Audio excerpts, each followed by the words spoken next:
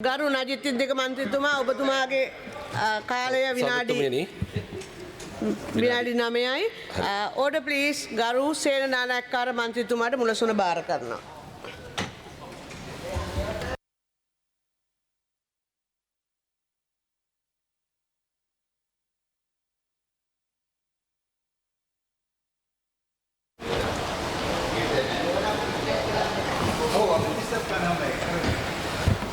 සභාපතිතුමනි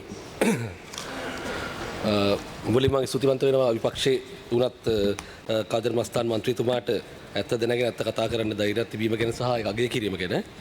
සභාපතිතුමනි අද මේ මාතෘකාව හදිසි නීතිය ගැන තිබුණත් උදේ ඉඳන් හදිසි නීතිය ගැන ගොඩක් කතා සහ යුද්ධ විශ්ලේෂණ සබ්මරීන් ටෝපිඩෝ යුද යාත්‍රා ගැන විශාල විශේෂඥ සාකච්ඡාවක් යන මොහොතක මම මේ අදහස් දැක්වීම වෙන් කරනවා.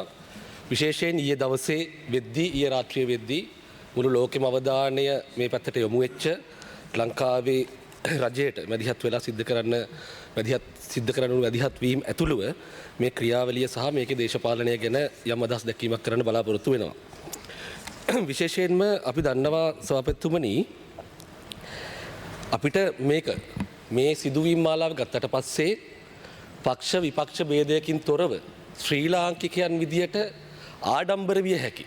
ශ්‍රී ලාංකිකයන් විදියට ජාත්‍යන්තර ඉදිරියේ සහ තමන්ටත් ආඩම්බර වෙන්න පුළුවන් ආකාරයට මානුෂීය මැදිහත් වීමක් මේ ව්‍යසනයන් ඔක්කොම මැද්දේ කරන්න ලංකාවේ ජනාධිපතිතුමා ප්‍රමුඛ රජය කටයුතු කරා. විශේෂයෙන්ම ලෝකයේ මැද පෙරදිග කලාපයේ සහ මේ මෑත කාලේ අපි දැකපු ටිකක් විශාල යුද්ධයක් ඇවිල්ලා තියෙන මොහොතක රටවල් එකිනෙකා හා යුද වැදිලා තියෙන මොහොතක එතකොට ඒකේ පාර්ශවකරුවෙක් වෙන්නේ නැතුව අර ඒ නියුට්‍රලිටි එක තියාගන්න ගමන්ම අනෙක් පැත්තෙන් මානුෂීය ආකාරයට මානුෂීය මැදිහත් වීම රටක් රාජ්‍යයක් විදියට තියෙන මැදිහත් වීම ඒ ආකාරයෙන් බලාපොරොත්තු වලට වඩා හොඳට කරන්න පුළුවන් වෙච්ච සමත් වෙච්ච රාජ්‍යයක් විදියට තමයි අපි අද ලෝකේ ස්ථානගත වෙලා තියෙන්නේ. ඒක නේ අපි සියලු දෙනා ආඩම්බර වෙන්න ඕනේ. එතකොට මේකේ අපි දැක්ක පහුගිය දවස් දෙකේම ඍජුව අපිට අදාළ නොවුනත් අපිට ආසන්න මුහුදු කලාපයට ආපු ඇවිල්ලා ප්‍රහාරයකට ලක් වුණා එක් නෞකාවක් ඒකේ වහාම මැදිහත් වෙලා ලංකාවේ නාවික හමුදාව ගුවන් හමුදාව ඇතුළු පිරිස් තමන්ගේ ජීවිත පරදුවට තියලා ඒ දිවි ගලවාගත්තු පිරිස බේරගන්න රෝහල් වලට ගෙන එන්න කටයුතු කරා. මේ විදිහ 32ක් ගලව ගත්තා. ඇතන මේ 32 දෙනාට ආණ්ඩුව වගේම ඒ ප්‍රදේශවල ජනතාව ගාල්ලේ ජනතාව ඇතුළු සියලු දෙනා මේ රටේ ආණ්ඩුව ජනතාව මේ හැමෝම මැදිහත් වෙලා ඒ අසරණ වෙච්ච ජනතාවට අසරණ වෙච්ච විදේශ පුරවැසියන්ට ඉරාන ජාතිකයන්ට ඒ අදාළ උදව් උපකාර කරන්න මැදිහත් වුණා. එතකොට විශේෂයෙන් මේ මලසිරුරු විශාල සංඛ්‍යාවක් අරගෙන සිද්ධ වෙච්ච වෙලාවක ඔවුන්ගේ ආගමික වතාවත් අනුව ඒ කටයුතු සිද්ධ කරන්න දාලා පහසුකම් සපයන ඒ ෆ්‍රීසර් සපයන ඒ සියලුම දේවල් කැම්බීම ඇඳුම් පැළඳුම් පවා රජය වගේම මේ රටේ සාමාන්‍ය ජනතාව මැදිහත් වෙලා තමයි මොන වගේ ජාතියක්ද කියලා පෙන්වන්න මැදිහත් වෙලා තියෙනවා. මම හිතන්නේ ඒක අපිට ජාත්‍යන්තර ඉස්සරහා කොන්ද කෙලින් තියාගෙන ආඩම්බර වෙන්න පුළුවන් වෙලාවක්. අනික් පැත්තෙන් ඊයේ රාත්‍රිය වෙනකොට තවත් ඒ වගේම නෞකාවක් ජනාධිපතිතුමා විශේෂ ප්‍රකාශයක් කරා. ඒක සිදු පරිදි තවත් නෞකාවක් ඒ ආකාරයේ නෞකාවේ ඒ සියන ඒ කාර්ය මණ්ඩලය උන් ගලවාගෙන ලංකාව තුළට අදාළ ජාත්‍යන්තර සම්මුතීන් සහ එකඟතා අනුව කටයුතු කරලා ඉවසීමෙන් නිසියාකාරව සහ කඩිනමින් කටයුතු කරලා ඒ පිරිස මුදවා ගැනීමට ලංකාවේ රජය සමත් වෙනවා. ඇත්තටම මේක අපි පෙන්වන්න ඕනේ සභාපතිතුමනි ලෝකෙට අපි පෙන්වමින් ඉන්නේ ප්‍රශ්න ඇති කරන්න නෙමෙයි ප්‍රශ්න විසඳන්න. මැදිහත් වෙන ආණ්ඩුවක් රජයක් අපිට තියෙන්නේ. නැත්නම් ප්‍රශ්න ඇති කරන්න නෙමෙයි ප්‍රශ්න විසඳන්න මැදිහත් වෙන ජාතියක් තමයි ශ්‍රී ලංකෙන් කියලා කියන්නේ කියන පණිවිඩය. ලබා දීම තමයි මේකේ තියෙන වැදගත්කම. ඒතර අනෙක් පැත්තෙන් අපි දන්නවා පහුගිය කාලයක් තිස්සේ පහුගිය ආණ්ඩුවල ක්‍රියාකාරීත්වයන් ජාතිවාදී ගැටුම් ඇවිලවීම ඒ සියල්ල ඇතුලේ ලංකාවේ රෙපියුටේෂන් එක ලංකාවේ නම ශ්‍රී ලංකාව කියන නම කොහොමද විදේශ රටවල් වල සහ කියවුනේ කොහොමද විදේශ පුවත් ඒජන්සි වල කියවුනේ. එතකොට 81 කළු ජූලිය වෙන්න පුළුවන්. ඊට පස්සේ ඇති වෙච්ච ජාතිවාදී ගැටුම් ආණ්ඩුව අනුග්‍රහයෙන් ඇති වෙච්ච අපිට මතක කාලේ දිගන බේරුවල ගම්පොළ ප්‍රදේශයේ මුස්ලිම් ජාතිකයන්ට විරුද්ධව ඇති කරපු ගැටුම් ඝාතනයන් තමන්ගේ අසල්වාසීන් ඝාතනය වෙන රාජ්‍යයක් වගේ මේක හංගඩු ගහලා තිබුණේ. හැබැයි අපි අද ලෝකෙට පෙන්නලා තියෙනවා මේ තරම් ව්‍යසනයක් මැද්දේ වුණත් අපි පැත්තක් ගන්නේ නැතුව කවර ජාතියකට අයත් වුණත් කවර දේශයකට අයත් වුණත් මිනිස්සු විදියට අපි දිවි පරදුවට තියලා කරන්න ඕනේ මැදිහත් වීම කරනවා කියනවා. ඒකට රටේ නායකයා සහ රාජ්‍ය කරන ආණ්ඩුව විදියට ඒ පියවර රටේ කීර්තිනාම ඉහළට ඔසවන්න පුළුවන් මැදිහත්වීමක් අපි කරලා තියෙනවා. ඒ ගැන අපි සතුටු වෙනවා. විශේෂයෙන්ම මේ ටික කරන අතර විපක්ෂ මොකද්ද කරේ? අපි දන්නවා මේ රටක රාජ්‍යයක කතා වෙනවා කියන්නේ ඒක මේ ආණ්ඩුවට විතරක් තියෙන එකක් නෙමෙයි.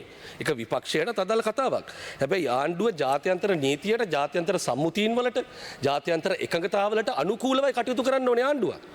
හිතන විදියට කරන්න බෑ. හිතන වෙලාවට නැව් ගේන්න, හිතන වෙලාවට නැව් යවන්න, ටෝපිඩෝේ වර්ගය හොයන්න. එහෙම කරන්න යන්න බෑ ආණ්ඩුවකට. මේක බැඳිලා තියෙනවා ජාත්‍යන්තර සම්මුතීන් වලට. මේක පොඩි ළමයින්ගේ සෙල්ලමක් නෙමෙයි. තමන්ට හිතන දේවල් හිතන වෙලාවට කරන්න. ජාත්‍යන්තර යුද්ධයක් මැද්දේ. අපි මිලියන 22ක ජනතාවගේ ඉරණමත් එක්ක මේ කතා කරන්නේ. මිලියන 22ක ජනතාවගේ වගකීම ඔළුවට ගනිපු ආණ්ඩුවක් විදිහට පෙනී ඉන්නේ. මේක විපක්ෂ මහත්තුරුන්ට මේක නිකන් ක්‍රීඩාවක් වෙන්න පුළුවන්. නමුත් මේ රටේ ජනතාව ගැන වග කියන ගමන්ම මිනිස්සු විදිහට සියලු මිනිස්සුන්ට වක් කියන ක්‍රියාමාර්ග ආණ්ඩුව ඉවසීමෙන් කඩිනමින් සහ ජාත්‍යන්තර එකඟතා සම්මුතින් වලට අනුකූලව අරගෙනමින් හිටියා. ඒ අතරේ මොකද්ද කරේ? ඇත්තටම ජාත්‍යන්තර කේලම්කාරයෝ බිහි වෙන්නේ මේ පැත්තෙන්. පහුගිය දවස් දෙක තමයි ජාත්‍යන්තර කේලම්කාරයෝ. කියන්නේ ජාත්‍යන්තර බොරු කියන්නේ. ජාත්‍යන්තර කේලම් කියන්නේ. අර පැය 11ක් මුහුදේ තිබුණා. හොඳට මුජිබර් මන්ත්‍රීතුමා කිව්වා පැය 11ක් මුහුදේ තිබුණා. අරහෙන් ඇවිල්ලා ගැහුවා. මොකද්ද සබ්මරීනේ ආපු පාරත් කිව්වා. ඉතින් එහෙම මේ හිතන වෙලාවට නැව් ගන්න බෑ. මේ යුද්ධයක් තියෙනලක මේ කතා කරන්නේ. එතකොට අදාළ පාර්ශවත් එක්ක කතා කරලා අදාළ සම්මුතින් නනු එකඟතාවනුව තමයි රටක් ක්‍රියා කරන්නේ. එහෙම නැතුව ඊට පස්සේ වෙන දේවල් වලට කවුද වක් කියන්නේ? අද අපි රාජ්‍යයක් විදිහට අපිට පුළුවන් ආකාරය උපරිම මැදිහත්වීම කරලා ඒ පිරිසත් ගලවගෙන ඒ වගේම ලංකාව අනතුරට හෙලන්නේ නැතුව සමත්ව කටයුතු කරන්න පුළුවන් වෙලා තියෙනවා. ඊට පස්සේ අනිත් පැත්තේ ඊයේ දවසෙත් අර දැන් මේ නාවික හමුදාව තුල පිරිස තමන්ගේ ජීවිත පරදුවට තියලා අර සාගරයේ ඉන්න පිරිස ගලව ගන්න අතරේ මම දැක්කා අජිත් පීපේර මන්ත්‍රීතුමා මාධ්‍ය සාකච්ඡාවක් කියලා කියන මේ ළමයි 300ක් ඉන්නවා බේර ගන්න නැද්ද ආණ්ඩුව මේක කරන්නකෝ වගේ. මම හිතන්නේ මේගොල්ලෝ හිතුවේනේ අපිව කරයි කියලා. මේගොල්ලෝ හිතුවේනේ ආණ්ඩුවේ කරයි කියලා රාජ්‍යයක කරයි කියලා. ඒතොර එහෙම හිතන්නේ නැතුව මේ ළමයි ඉන්නවා ළමයි 300ක් ඉන්නවා මේ මාර ප්‍රශ්නයක් එන්නේ අපිට ඒක ගැන සංවේදී නැද්ද වගේ කතා කිය බොරු කිය ඇවිදින්න පටන් ගත්තා. ඒතොර හැබැයි ඇත්තටම වෙන්න ඕන දේ අපි කළානේ තියෙන්නේ. දැන් හැමෝම පිළිගන්නවා වෙන්න ඕන දේ කරලා තියෙන්නේ. එතකොට ළමයි 300 නෙමෙයි හිටපු 208ක පිරිස මුදවගෙන තියෙන්නේ ළමයි 300ක් කියලා බොරුවක් කිව්වේ. ඒ වෙලාවේ ඒක සංවේදී කරලා ආණ්ඩුව මැදිහත් වෙන්නේ නැති වෙයි කියලා හිතලා ඒකට ඊළඟ සැලසුම හැදුවේ. ඔබතුමායි කාලේ තව විනාඩි 2යි කරුමන්ත්‍රී. එහෙම තත්ත්වයක තමයි මේ කටයුතු කරේ. එතකොට ඇත්තටම මේ ඔක්කොම කරන ගමන් අනිත් පැත්තට මේ අදත් ඇවිල්ලා සම්මැරීනේ වර්ගය මොකද්ද කියලා අහනවා. සම්මැරීනේ වර්ගය මොකද්ද? ටෝපිඩෝයි වර්ගය මොකද්ද? මොකටද? සම්මැරීනේ වර්ගය නෙවෙයි සාපේත උනේ අපි ගිලෙන මිනිස්සුන්ගේ වර්ගයවත් හෙව්වේ නෑ මේ බේරගනිද්දී. ඕනම මනුෂ්‍ය වර්ගයට අයිති ඕනම ජාතියකට අයිති මිනිසුන්ට අපි මැදිහත්වීම කර රටක් බවට පෙන්නුවා. ගිලෙන මිනිස්සුන්ගේ නැවෙන මිනිස්සුන්ගේ වර්ග ජාතිය හොයන්න තු මැදිහත් වෙච්ච රාජ්‍යයක් මේකද වෙනකොට. එතකොට මේ සම්මැරීනේ ටෝපිඩෝයේ වර්ගය හොයන්න කියන්නේ මට තේරෙන්නේ නැහැ මේගොල්ලෝ මොකද්ද මේ කියන්නේ සහ මොකද්ද මේ කරන සෙල්ලම කියලා. අඩුම තරමේ මේ ජාත්‍යන්තරව සංවේදී මේ වගේ කාරණයකදීවත් වගකීම් සහගත කටයුතු කරන්න කියලා අපි ඉල්ලා සිටිනවා. ඊට පස්සේ අහනවා ගහනකම් දන්නේ නැද්ද කියලා. දැන් මේ ලෝක යුද්ධේ පහුගිය දවස්වල ආපු යුද්ධේ ස්වභාවය හිතන්නකෝ ගහනකොට දන්නවනම් ඉරානයේ නායකයන් අද ජීවිතුන් අතර ඉන්නවනේ. ගහනකට නෙවෙයි වෙනිසියුලාවේ අර නායකයා ජනාධිපතිතුමා උඩින් ඇවිල්ලා අරගෙන යනකම් දන්නෙත් නැහැ. මේ ජාත්‍යන්තර දේශපාලනයේ තියෙන ඒ ආකාරය. ඔබතුමායි කාලේ තව විනාඩි 2කින් වැඩි කරනවා. ජාත්‍යන්තර දේශපාලනයේ තියෙන එතන. ඒතකොට ලංකාවේ දැවැන්ත රාජ්‍යයක් නෙවෙයි ලංකාවේ ඉන්දියන් සාගරයේ තියෙන පොඩි දූපතක්. අපේ නාවික බලය, අපේ යුද බලය යම් සීමා සහිත බලයක් තියෙන ඇත්ත. එතකොට ඉරාන නැවකට ඇමරිකාව ගහන එක අපි දන්නේ නැද්ද කියලා මේ ආණ්ඩුවෙන් ඇවිල්ලා මෙතන මේ බෙල්ලෙන් අල්ලගෙන ප්‍රශ්න කරන්න මොන විකාරයක්ද කියන්නකෝ. එතකොට ඕක තමයි තියෙන තත්ත්වය. ඇත්තටම මේක මේ ජාත්‍යන්තර සංවේදී කාරණා සම්බන්ධයෙන් මේ කරන අර ළමා හැසිරීම ඇත්තටම නවත්ත ගන්න ඕන.